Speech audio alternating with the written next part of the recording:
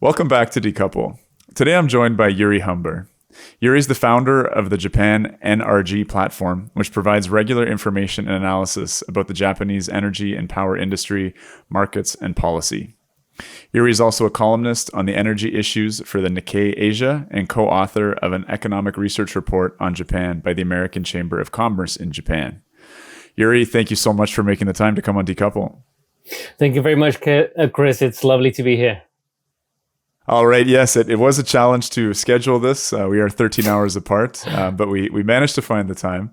Yuriy, I like to get accolades, bona fides out of the way, the dry stuff, and get to know my guests on a more personal level. In our pre-chat, you just told me that you were born in Belarus, in Gomo, very close to Chernobyl. Tell me a bit about that. Tell me a bit about how you ended up in Japan.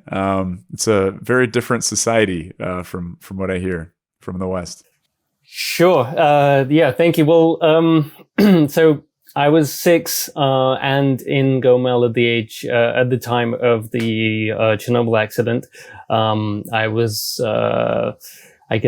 31 and in Tokyo at the time of the Fukushima accident. So one of the things that my colleagues at the time, so I was working for the Bloomberg news agency at the time, based in Tokyo. I had actually moved to Japan only about 3 or 4 months before the Fukushima accident. And so one of the kind of the grim jokes doing the rounds in the office at the time was, Yuriy, do let us know which country you move to next, because we want to be warned. But it did give me sort of a slightly unique maybe insight into what was going on. So in addition to being born in Belarus, and I should add that I moved to the UK when I was about 10. So I grew up in the UK, and I'm a Brit. But, of course, I have memories of what happened, in then USSR. I've also spoken to my parents. So I have a sense of what was going on at the time there. And I compared it with my experience in Japan to really sort of show how different those accidents are. People like to talk about, all major accidents as being the same. I don't think so. I think they were quite different. And I'm not just talking about the technical side of it. I'm talking about the social side of it. So as a very, very quick example, you'll know that the Soviet Union did not announce the accident until, Indeed, I believe, about 2 or 3 weeks afterwards. It sort of leaked into the news reports as a by the way item. Of course, it already had been picked up in measurements, I believe, in Sweden and Finland at the time. So people were aware that something was off. But by that point, the nuclear plume had already moved all the way across to Britain and Wales. So that was completely different to what happened in Japan. You also didn't have the top of the reactor sort of roof blown off and go 10 kilometers up into the air. So it's very, very different in terms of immediate reaction, and consequences, I think. But, just to give you an example, the accident in Chernobyl, a month or so afterwards, you had the May Day parades, which obviously was a big part of Soviet culture at the time. Everyone go out into the streets, or had to go out into the streets with a little flag, wave it around. And, my father said, at the time, he just kept thinking, why is the rain yellow? Kind of an orangey yellow color. And he got very sick. All the children from my town, which was only 100 kilometers away, were suddenly given a fun trip during the summer to a pioneer camp all the way anywhere but far away. So I ended up in Lithuania for the summer, which is a lot of fun. Anyway, I think what I'd like to say is that, it is important to have communication, to have transparency, no matter how bad something is. It's about sort of telling people what is going on. And, that's why we make decisions. Of course, there's lots of people who are against nuclear power because of what happened. But I think that there were lots of suspicions about Japanese government. Are they really telling the truth? I think this really comes across in every accident, not just nuclear. There's always a suspicion that the government somehow hiding the bodies, and so to speak. But I think that, despite all the negative things that that happened during the accident and post, you had at least a more, let's say, sincere approach to it in Japan. And there's been a very, very long reconsideration period as well. We just had the 10-year anniversary, of course, in March this year. And I think that, certainly on every level in Japan, it has been thought about quite carefully. And, I definitely think that's a good thing. That's very fascinating, this nuclear accident tourism. Not to put that in too light of a frame of reference. So, Japan's been a little bit fascinating to me. Obviously, the victims of the first wartime uses of nuclear fission technology with Hiroshima and Nagasaki bombings. Japan went on to really embrace nuclear energy. I think it made up 30% of the electricity mix before Fukushima.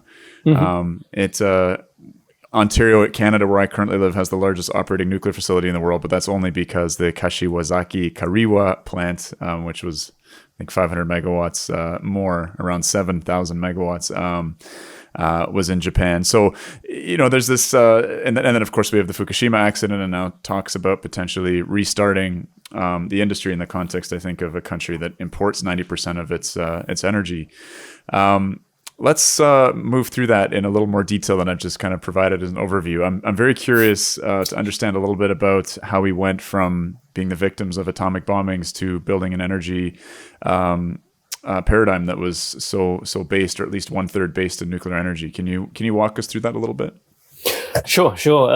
Yeah, look, I think why Japan ended up as a major sort of nation of nuclear power is a really interesting story, and one that, currently a lot of people talk about energy transition.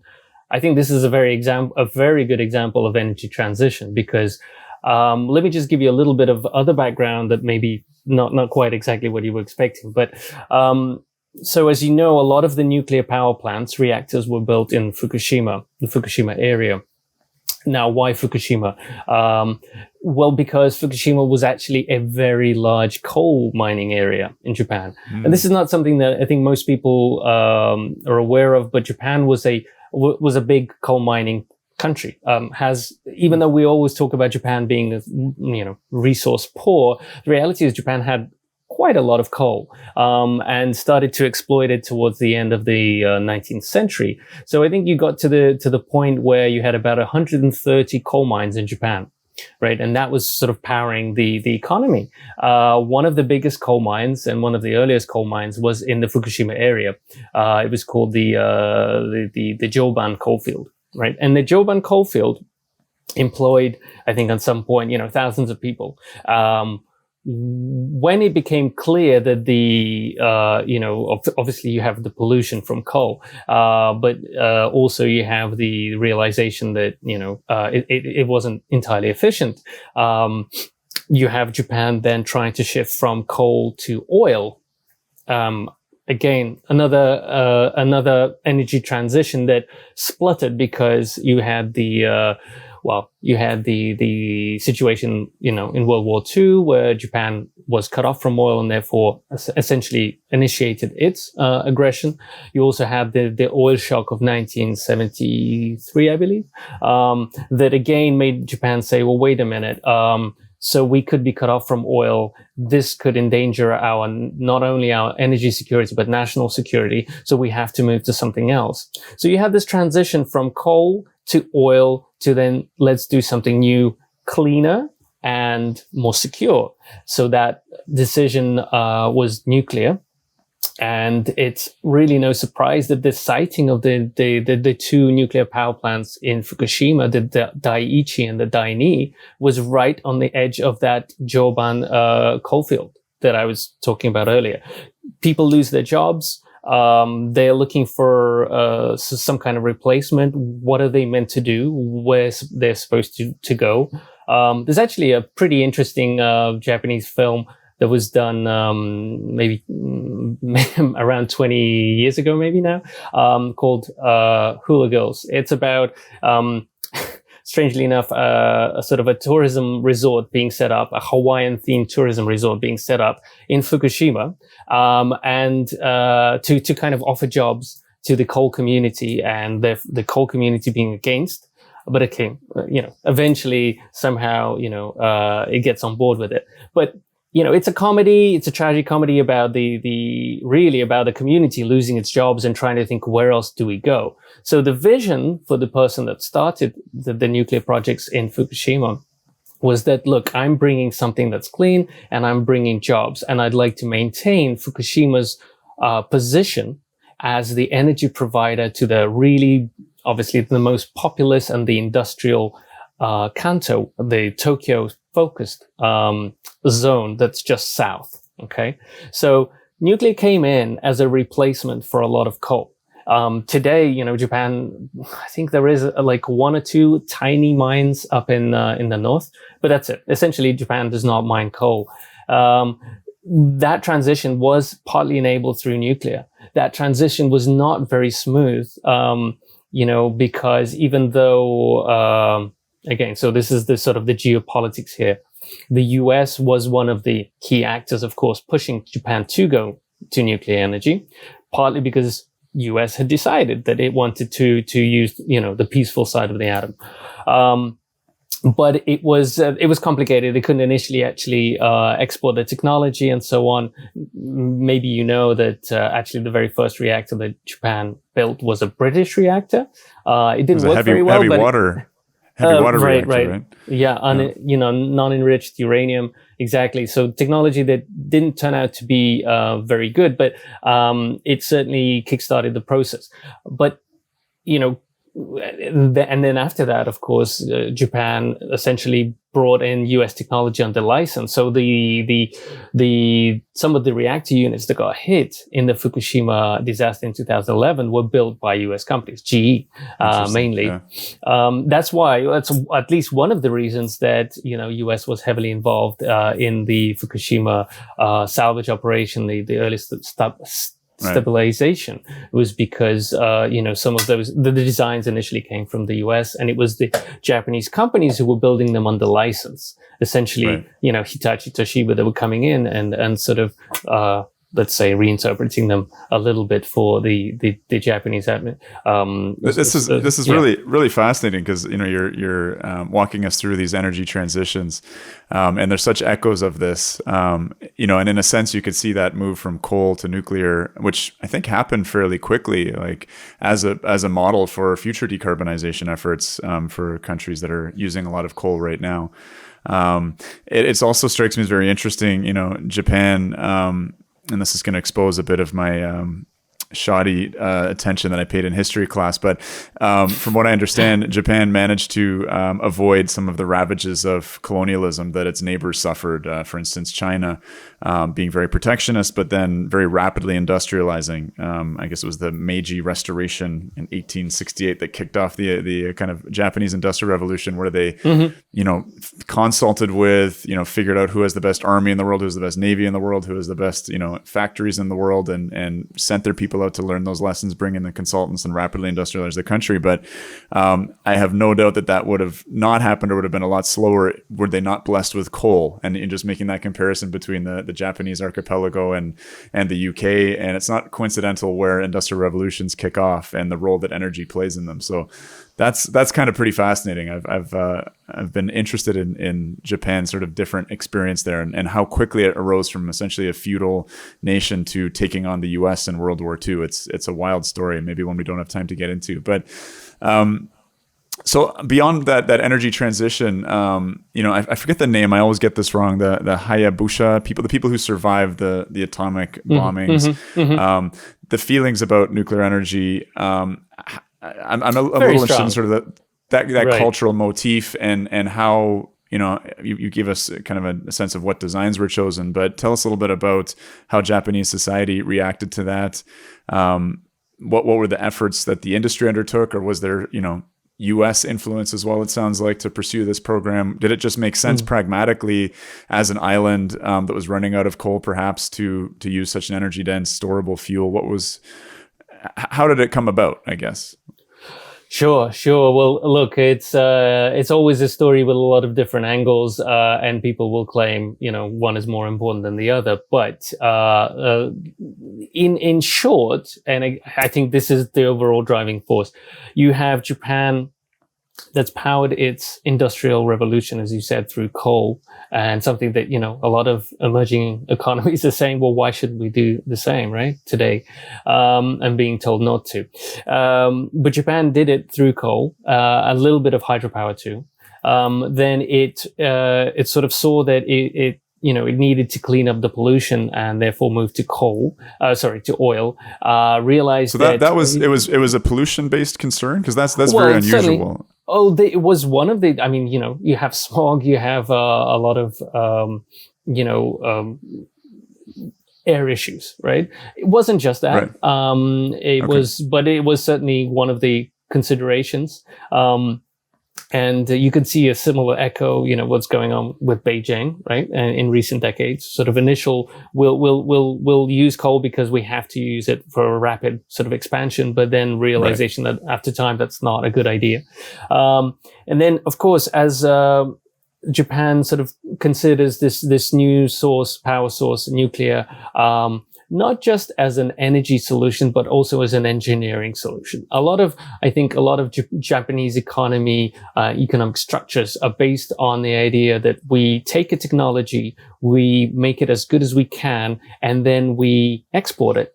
So then we're essentially not just gaining something that works for this country and for us, but we're gaining an export tool, a product that we can market. That's why I think Japan is still such an important nation for the energy transition in Southeast Asia, for example, because what happens in Japan will get mirrored and will get supported by Japan elsewhere. But to go back to the history, you have this decision to go nuclear. There is a very strong social pushback. Okay, that's absolutely clear.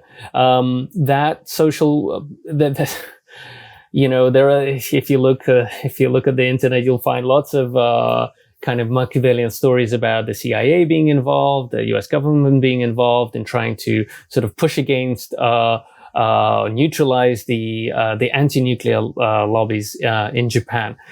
There is a political undercurrent there, right? I think we can't ignore that. A lot of the anti-nuclear sort of feelings in Japan, again, stemming from the Hiroshima, the Nagasaki experience, they were linked to a more socialist, left-leaning, Japanese Communist Party crowd, for lack of a better word, more socially minded people. That's one of the reasons that, the US was trying to sort of minimize those influences in Japan and trying to sort of push the country more towards, a more capitalist, democratic model. I think there was, if you look at the history, there really was a strong chance that Japan would have turned into a socialist country, very soon after World War II. There was a very, very strong sort of socialist, communist feeling in the country at the time. So nuclear energy is involved in some of those discussions. But then you have, how do you sort of, you have local municipalities, local towns and cities being told that this is a very, very safe technology that is also going to bring them money. So you have this somewhat, I think it's called the donut effect, right? Where you site the nuclear power plant in a town, and the town that's right next to it will get subsidies. This is not cash that goes to the town to spend as it will, but it's money that the power plant will give to the local authorities to spend on public facilities, swimming pools, a new town hall, that kind of thing. So you'll find that a lot of towns around the nuclear power plants have obviously got maybe unnecessarily too good public facilities for the size of the population. And then, lower down, the further away you get, the less you get. Also, over time, those subsidies decrease. But certainly that kind of literally buy-in was the way it was approached. Now, the downside to this kind of thing is also that you're trying to overpromise, and you're trying to placate everyone by saying this is, 100% safe almost. And a lot of recriminations that happened after Fukushima accident were about that, were about sort of saying, wait a minute, you, the government, even though it was private companies that built these power plants, but you, the government, you persuaded us that saying this is 100% safe. I think that kind of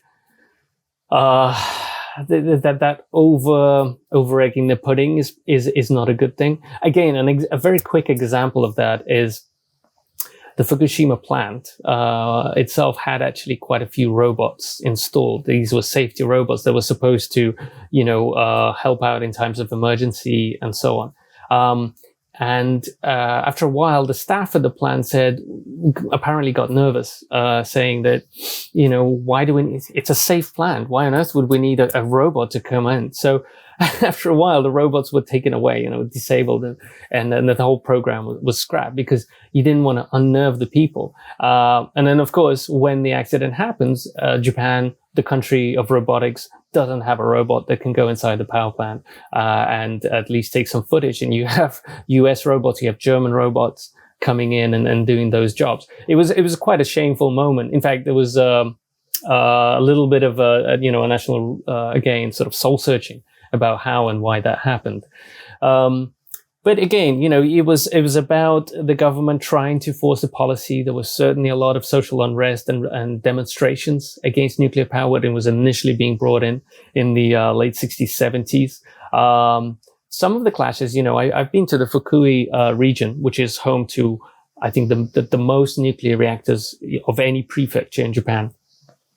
And, we talked to some of the people in the smaller towns. We talked to this Buddhist priest who's very anti-nuclear, and he said, he remembers during his father's generation, that there were bloody clashes. In fact, I think he said there was somebody in the community that died from some of these, extremely heated altercations.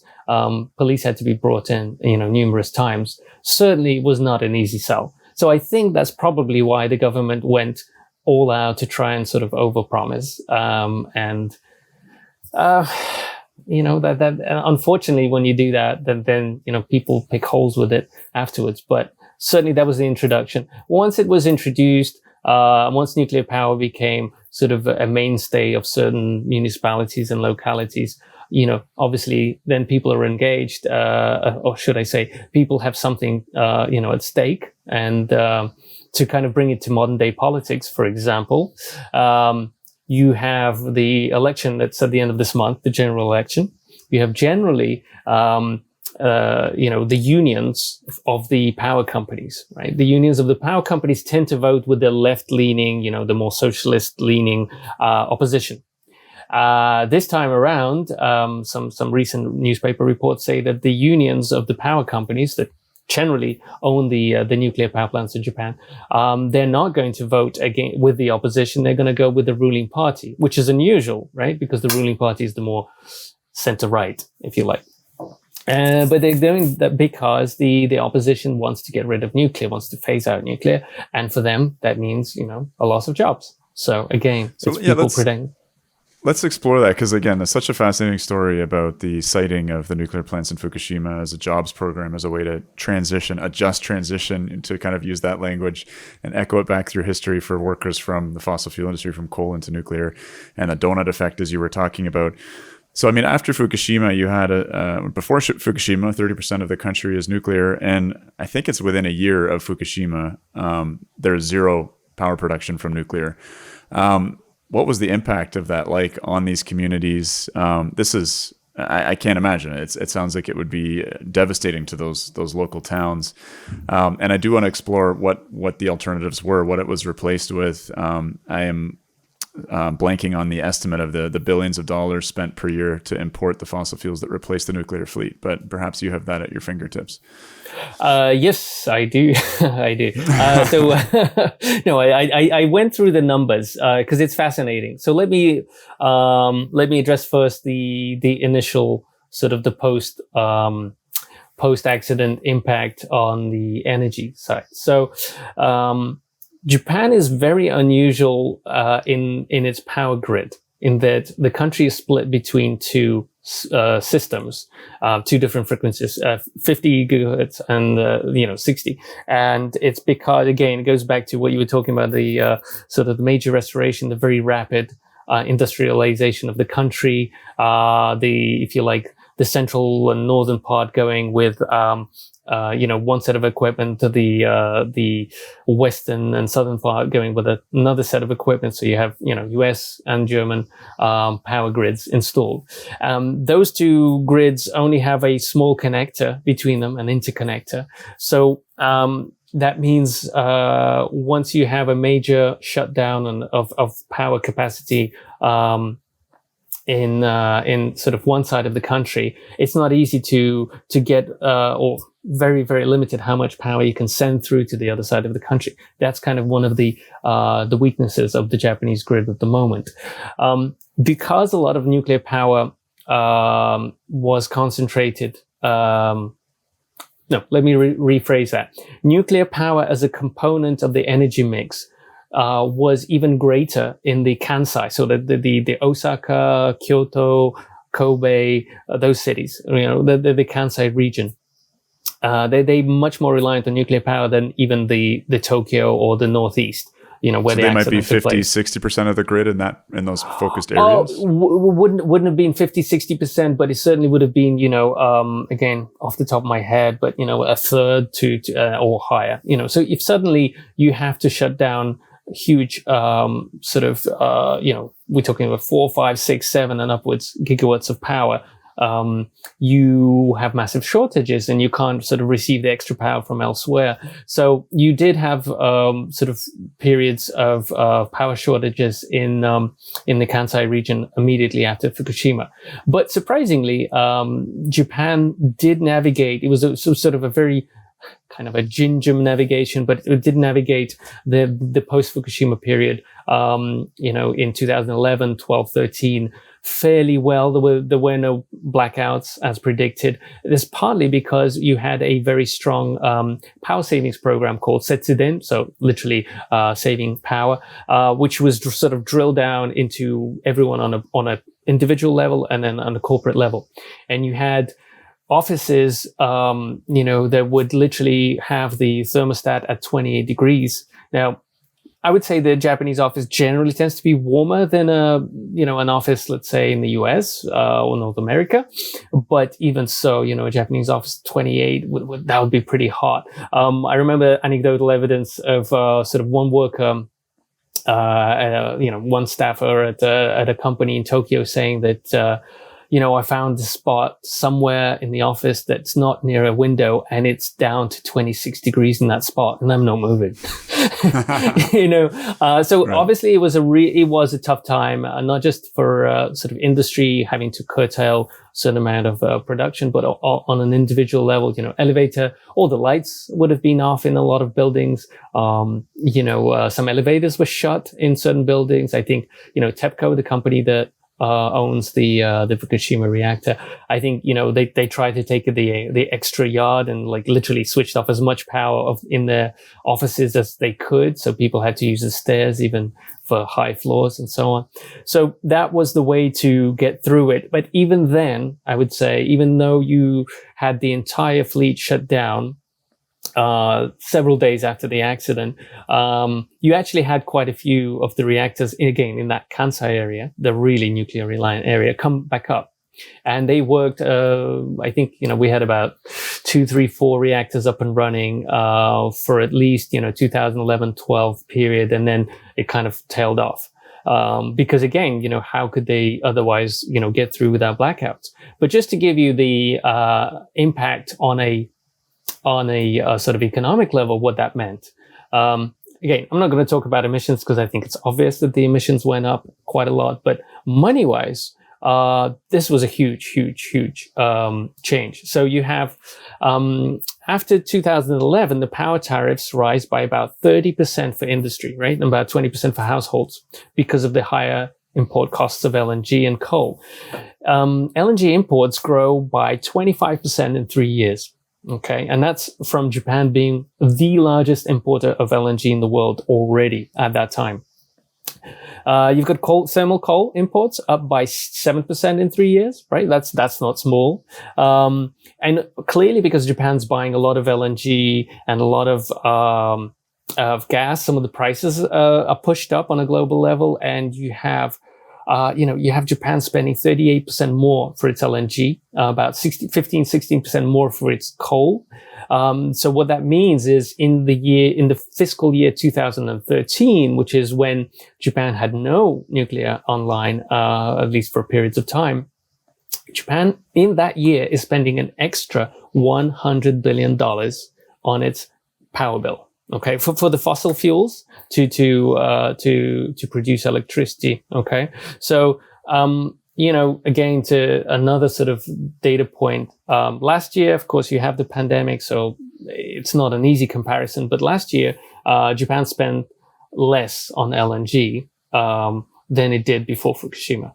Okay, and that just shows you how much extra fossil fuels it had to import and burn immediately. To keep the lights on and to keep the economy and in industry going.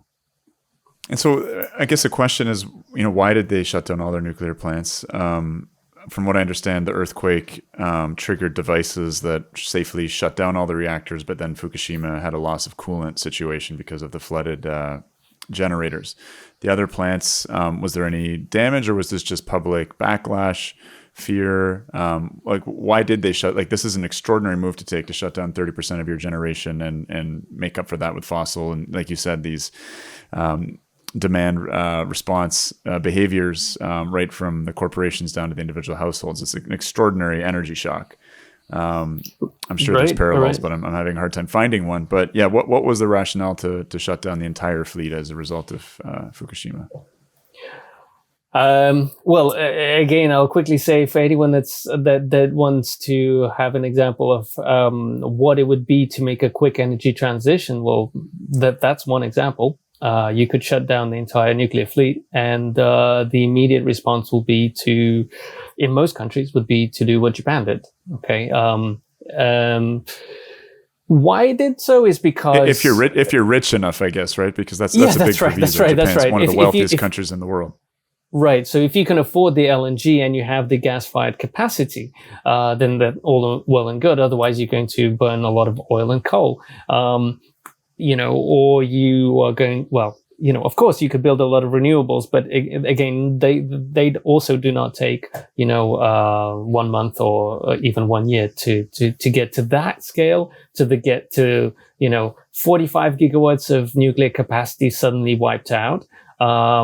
It would be a challenge to replace that within 5 years, never mind, 1 year.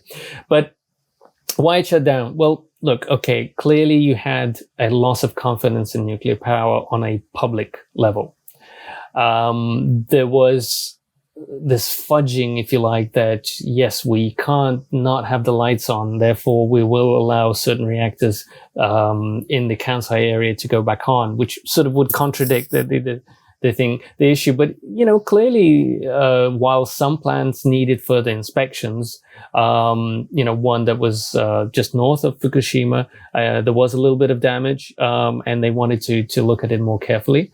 But I think in a lot of cases, it was about sort of showing the public that the government would take immediate action, because you suddenly have a very strong anti-nuclear feeling. You have, I think, as much as 80% of the population saying, and we want nuclear out.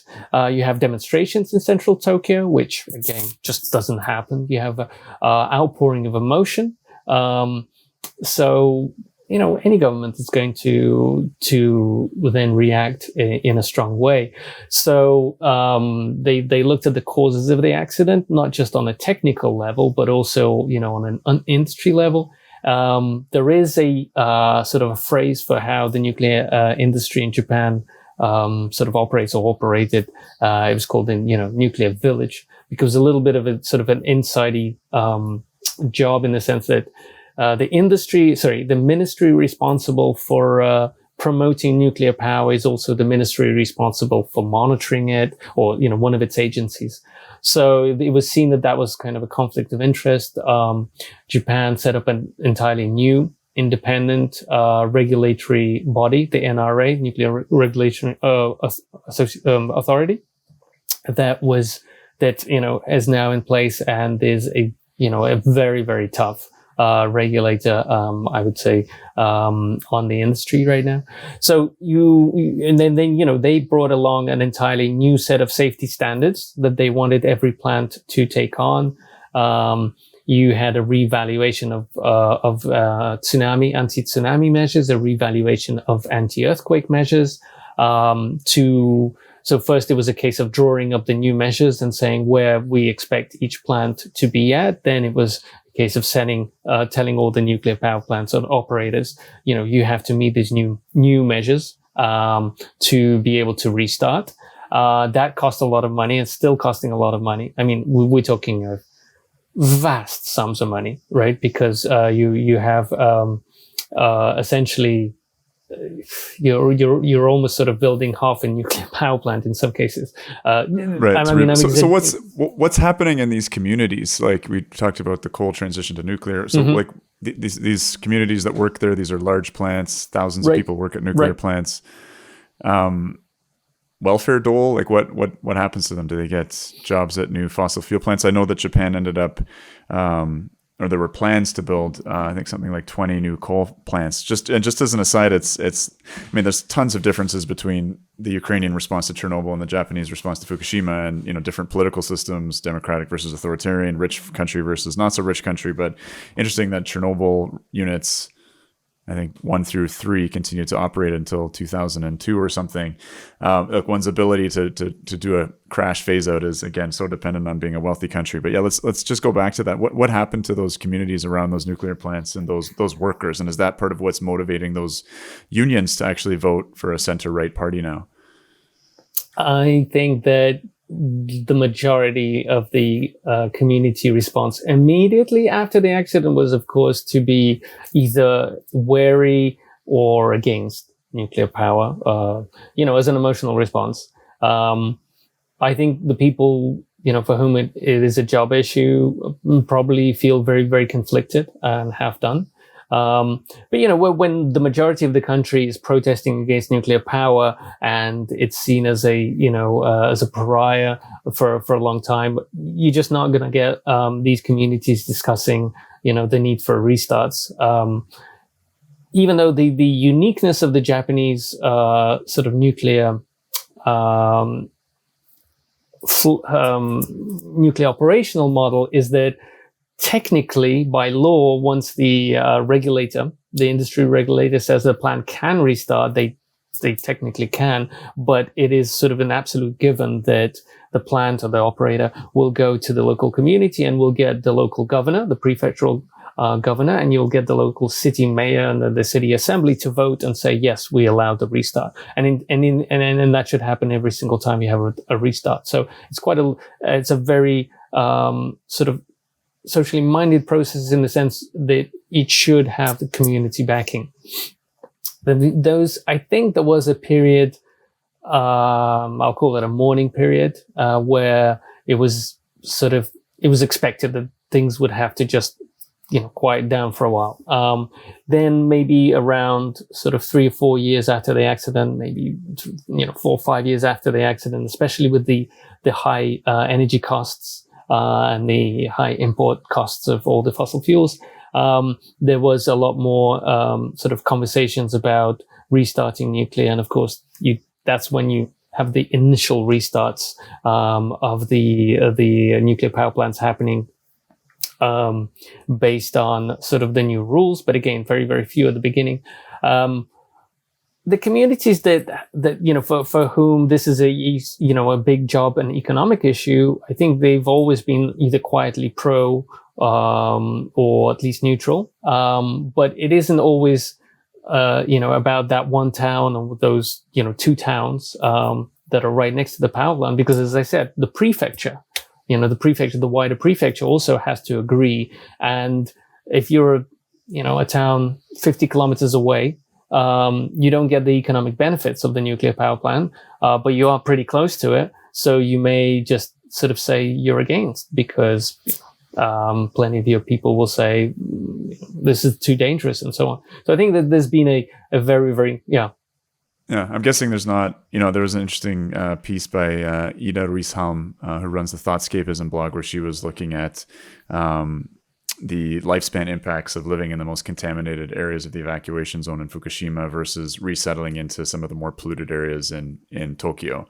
And it was hands down more dangerous and would take more, time off of your life to move to Tokyo. And by that rationale, we should evacuate, parts of Tokyo, most of Shanghai and Beijing, et cetera. It was an interesting argument, right? And that understanding of relative risks is probably not something that's well emphasized, but in terms of that coal build out, it's an interesting parallel to make.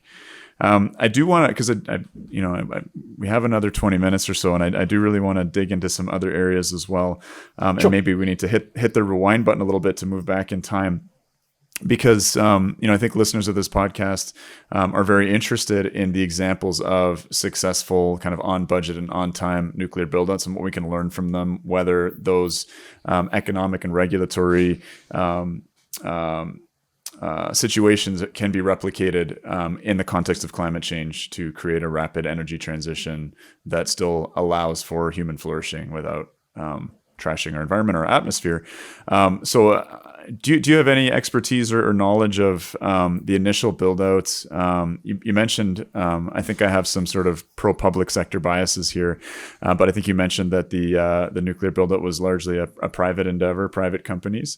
So are you able to walk me through a little bit about sort of the speed and scale of the deployment, who did it, and whether it was? I've heard that Japanese nuclear was pretty efficient. I think the fastest plant built in the world was a Japanese plant in something like 36 months.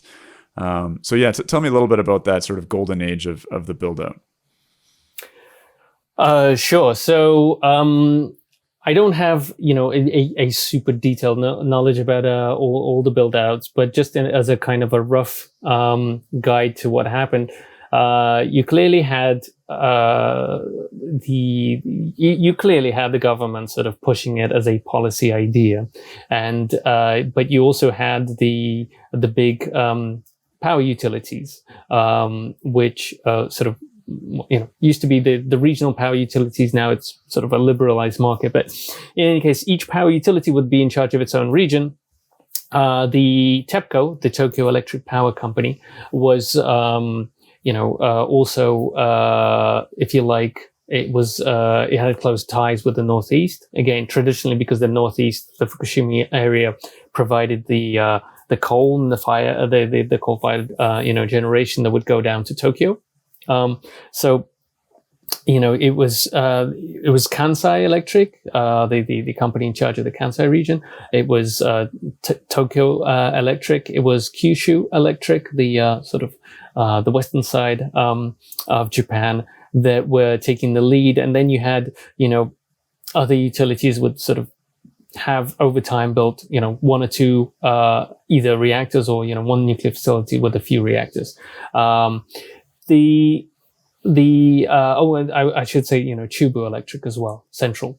The most of the construction was done, as far as I understand, was done fairly economically. but it was mainly because, again, initially it was a case of sort of that US-Japanese collaboration. And in fact, remnants of that are still around today. GE Hitachi is one of the big players in the nuclear field. You had Japanese companies like Hitachi, Toshiba, Mitsubishi Heavy taking on US reactor designs on license, sort of building them here, and then over time learning to create, similar reactor technologies in Japan. And sort of then perfecting them or improving their designs and their efficiency over time, until, I think around, you'd say, the 1980s, Japan became a pretty proficient builder of nuclear power plants. And that would probably be the golden age, the 80s, especially second half of the 80s, the 90s. I think you had a peak of nuclear power in Japan in 1998 when it accounted for like 36% of power generation. Certainly the plan was to try and push it to 40% by, maybe closer to 2020. There were talk of trying to push it even higher in the future, but you did have a little bit of a drop off in the fortunes of nuclear power, even sort of before the Fukushima accident, partly because there were some other smaller accidents. There was a very big earthquake, you may remember, in the mid 2000s, around close to the Kashiwazaki Kariwa plant. Okay, that took a lot of its facilities offline. Well, all of its facilities offline. There were cracks found in certain sort of parts of the plant. So you had, it's not been an entirely sort of smooth ride, if you like, but Japan had improved the nuclear technology and had become a major supplier of some of the turbines and the power island, right, for nuclear reactors, not just for its own nuclear reactors, but also for other vendors around the world. And so it had a lot of ambitions to take that abroad. It was bidding for contracts in other countries around the world. I think it was Prime Minister Khan, the one in charge at the time of Fukushima, who actually said that my job as a Japanese prime minister is to be a reactor salesman. Again, it goes back to what I said earlier. It is seen as a big sort of the export potential, technology potential is a big part of the country's economy and ethos. But it did come through that sort of decades of improvement of creating new designs.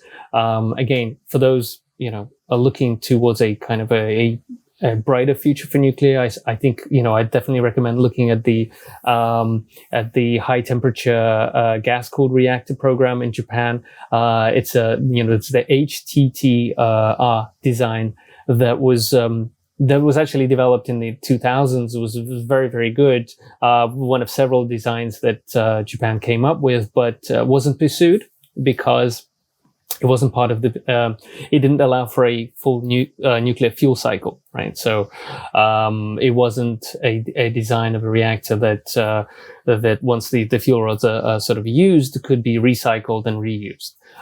So that was kind of taken out because the nuclear fuel cycle is a big part of the sort of raison d'etre for the Japanese nuclear program, right? It goes back to the energy security. If we can have a nuclear fuel that can be reused, recycled, either through mixed oxide, MOX fuel, or later on fast breeder reactors, then we're really reaching that sort of energy security point, pinnacle. But as I said, you do have a series of quite glaring and unfortunate accidents in the sort of the late 90s, 2000s that kind of stymie some of that progress. The fast breeder reactor in Japan, that program never quite sort of works out. And unfortunately, the big test reactor, the Monju reactor, is being decommissioned. So you, again, I know I'm sort of mixing up the signals here a little bit. There's some negativity, there's positivity, but I would say that, you've got to be honest about it. There has been a huge challenge to make the nuclear program as good as it, fit with the aims that were set aside for it, even in the 60s, 70s, and 80s. And so the challenge now is to say, well, can we can we push through the new technologies? In the US, a lot of the talk is about small modular reactors, and certainly Japan is starting to invest in that. You may have seen that, a couple of Japanese companies have invested in NuScale, right? Because they'd like to support the SMR program and maybe, bring that to Japan. Certainly part of the green growth strategy for the current government. But, I'd like, personally, I think it would be great to see the, HTGR program again, which finally getting some extra funding, from this year. It's restarted the reactor. You've got, I think, 5 or 6 other countries involved in that. And what's really interesting about that is because it's gas cooled, you obviously don't have the water issues, the hydrogen explosions that you had around the Fukushima plant. You also have a very strong possibility to generate hydrogen. That reactor design is supposedly leads itself quite well to hydrogen manufacturing. And in fact, interestingly, that Poland, which has traditionally been very coal reliant, and has been pushed by the EU to, move away from coal, has said, okay, we will start a nuclear program. And the nuclear reactor design that Poland supposedly would like to move forward with is the HTGR. They'd like to move forward with the Japanese reactor design, which the Chinese have also mimicked, but hasn't quite, moving in a similar direction as well. Let's talk a bit about the Japanese decarbonization alternatives. I was reading in one of your Nikkei Asia articles that Japan has the most solar panels per square meter of any country on Earth. It's obviously an island. It's a little bit confined in that regard. I think it was in Bill Gates' book, he was describing Tokyo and just what a megapolis this is, 30 plus million people. And the idea of, putting a bunch of wind turbines out in the Pacific, and the typhoons that come, and when the wind's too good, you got to turn the turbines off, and obviously when it's not there, and Europe's learning that painful lesson right now with a wind drought of 2021. What are some of the alternatives to nuclear that are being bandied about, and how realistic are they? That's a very, very good question. So you probably know that the new draft energy plan for 2030 energy plan for Japan is to keep nuclear at around 22%. There's plenty of people who criticize that and say Japan shouldn't, or come on, it's unreal, let's get out of it. But the alternatives you really have to think through the alternatives before you completely dismiss nuclear. And here's the deal that right now, because of the rapid build out of solar power plants after Fukushima, which was done by some good companies, but done by some, let's say, a little bit more good companies, maybe a little bit more cowboy-like outfits. You have a lot of challenges. One is you have a lot of, Japan is not a very flat land. It's mountains, a lot of trees, and not enough flat land. So there's been a challenge to find areas, that are sort of free and able to have utility solar, and finding more of those areas has become a problem, not just because there's not, a lot of free, easily accessible land around, but also because as soon as you have such a huge build out, relatively speaking to the country, you have local opposition. So the NIMBY impact has been huge in Japan. You have in the last sort of 3-4 years, from almost zero, you have 150 municipalities in Japan. So about 1/10 of all the municipalities in Japan have put in an ordinance saying we either will limit how much solar power and wind power you can build in our region, or we'll ban it completely, right? Because a lot of local, for good or bad, local residents find it a nuisance. They don't like the view. People complain about wind turbines making noise, etc. Whether that's fair or not, but that's just how people feel, and therefore, assuming that you can suddenly build another 10 gigawatts worth of solar in Japan is a little bit optimistic. I think maybe with, where, let's say, solar is getting into a more interesting spot is some of that integrated, sort of agri-solar, mixing up agriculture and solar panels, or, the perovskite solar cells, where you have essentially a solar cell inserted into building material. Those things are starting to get into it. I mean, I'm not sure that it'll be all of that will be immediately ready, but at least that is a sort of potential for the future. For offshore wind, Japan has very big plans for offshore wind. The previous sort of prime minister really pushed this plan, and I think it'll still keep getting pushed, forward. But just to give you an idea on sort of the numbers, the plan is to have about 10 gigawatts of offshore wind capacity by 2030, and then, ramp that up to maybe all of 45 gigawatts or so by 2040, 45.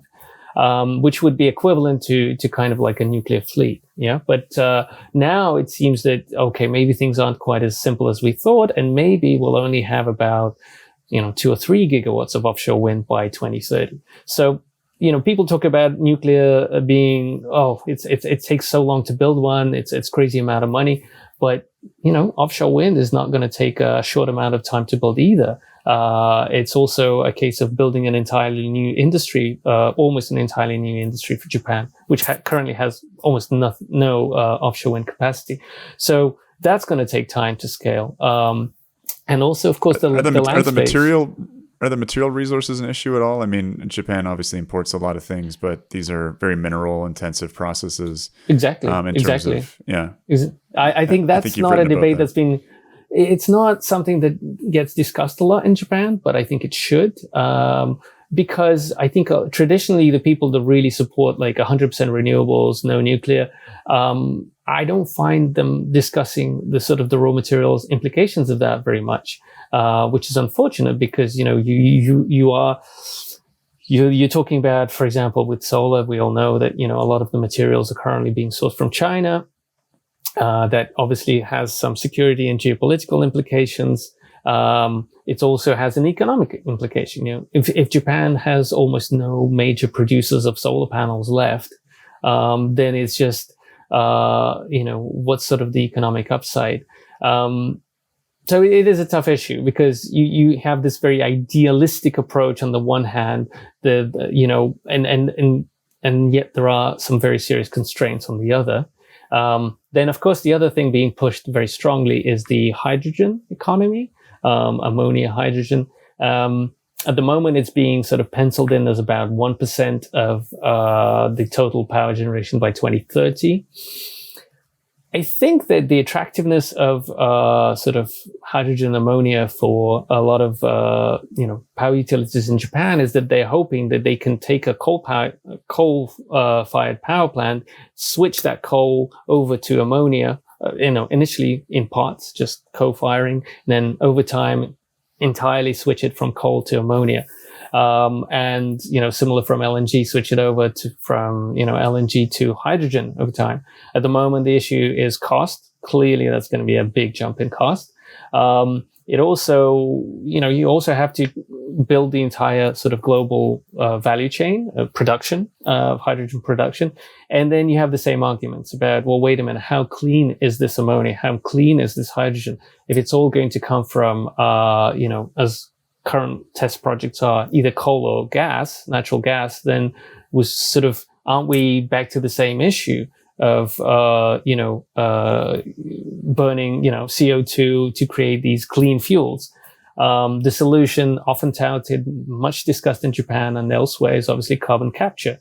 But the warning sign for that is that currently Japan has one test carbon capture facility.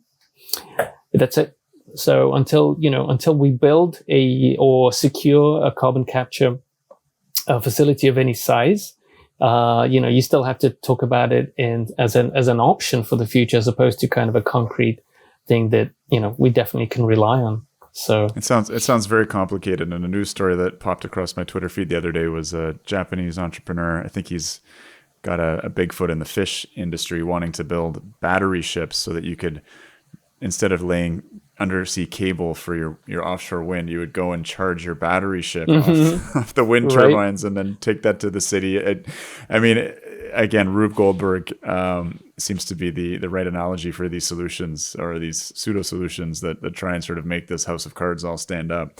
But enough editorializing by me. I just wanted to close by asking you, we've been covering the coming winter energy crunch, focused mostly on Europe recently. Mark Nelson did a great episode for us on what's going on in the UK in particular. But how are things shaping up in Japan? I've heard one of the Chinese energy ministers said, we will secure energy supply sort of by any means necessary, whatever the cost. Right. Are prices going through the roof? What are the implications for Japan? Will that start up more nuclear reactors, or is that too short of a time frame for? So nuclear has had a little bit of a kind of, I would say, has had some positive momentum in the last year in terms of restarts in Japan. Okay, so we went from about 3 or 4 reactors operating to, I think we had 9 until sort of 1 stopped recently. So it has had a little bit of a positive momentum, but it isn't all about sort of fossil fuel prices and so on. It is, it's a much longer local politics and many other things involved.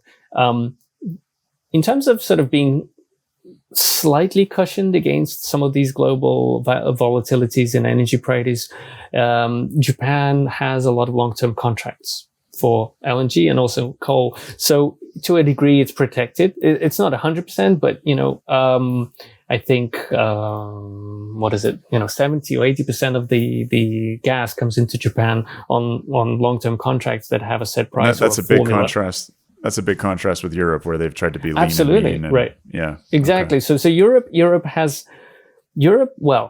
had the difficult relationship with Russia, right, for a really, really long time. So that was seen as the smart way to sort of transition away from that relationship or minimize it.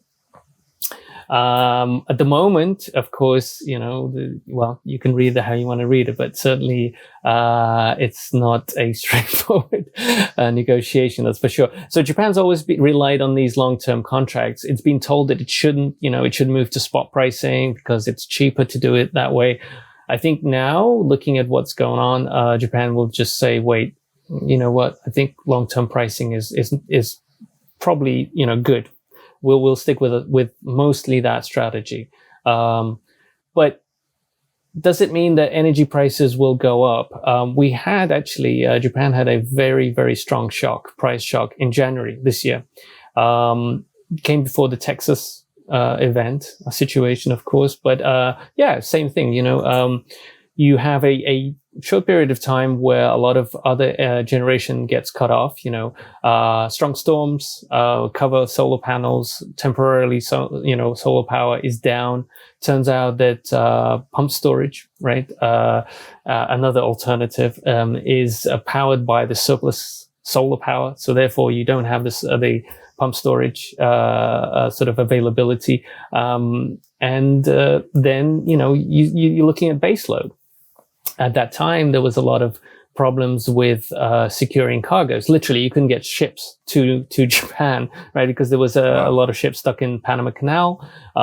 There were some weather conditions that prevented ships getting through. Again, high prices that were pushing, sellers to kind of choose, where do I want to sell, Europe or Asia? So I think it does show that, especially with the COVID pandemic, the lockdowns, all of that, it's so much harder to predict. How much gas will I need? How much coal will I need? How much can I rely on nuclear? And in Japan's case, it's hard to predict how much you can rely on nuclear if, you don't know whether you can restart it. The government can say, we want to restart all the nuclear reactors now, right? But until the local authorities acquiesce, until you have the public mood generally favoring that. And it has done a little bit recently because of decarbonization, right? I think there is definitely a line coming through very strongly in the media and sort of public opinion that, if we let go of all nuclear today, then we're just not going to meet our 2030 goals. So I would say even those that have been vocal against nuclear power in Japan, politicians and so on, the candidate lost out for the current sort of prime ministership, he was for phasing out nuclear power, but even he was not sort of saying, I'm going to shut it down today or tomorrow. because otherwise, if you do that, then your idea of having clean energy, reducing emissions, and meeting the targets in 2030 just become, just extraordinarily difficult. Yuriy, I think that's probably a great place to leave it. Very wide-ranging conversation. You've got a lot of expertise in a number of areas, and a lot of interesting insights, harkening back to, again, growing up so close to Chernobyl and being in Japan during the Fukushima incident. So thank you so much for making the time. It was a challenge for us to schedule this, but what a gift of modern communications technology that we can be sitting in our studies, our offices, and having this conversation across so many time zones. Thank you for making the time. Thank you very much, Chris. Have a great day.